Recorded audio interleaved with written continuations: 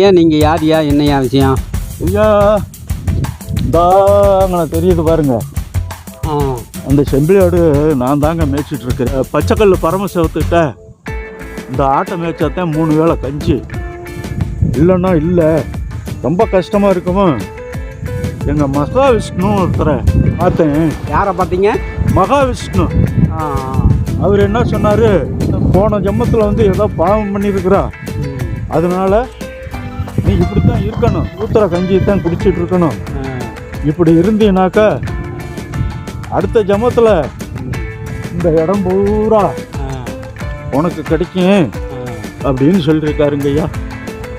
அவர் சொன்னால் போகுது.